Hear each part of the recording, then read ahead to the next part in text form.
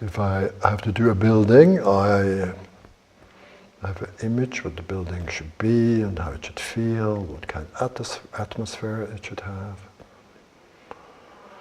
And this is not a moral category or ethical category of honesty or not honesty or something. This is more being truthful to my feeling for the place or my feeling for the task, for the use of the building.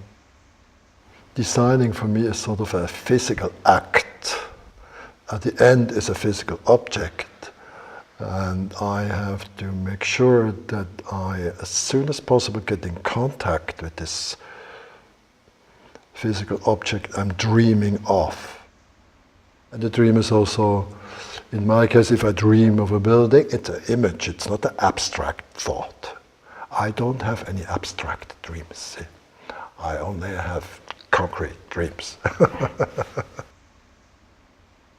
A lot of Renaissance depictions of architecture are works of the imagination. They're dreamed buildings. Sure.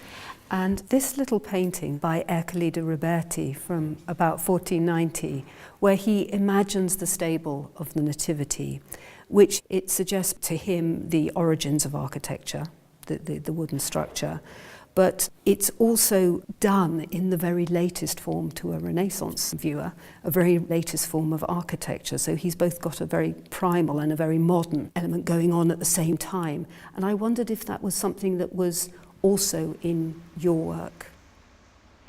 Time to me, I can only imagine, so that it really means something to me, is the moment I live. I'm living obviously in this moment, and I'm surrounded by things which come from the past. I myself are maybe 99% history. And if I look around, I'm surrounded by things which have been made by people. They might not even live anymore, but they're, you know, and so on. There are trees outside, they're older than me, and they will outlive me, and so on. I love this. This gives me a feeling of I must be part of something bigger. So with this feeling, doing houses means, yes, let's do a house which can be part of time. Maybe if it's successful as a building, and successful for me would be loved by people, to use it or something, then the building, you can tell the building knows something about time. It's also about the time before and the time which might come.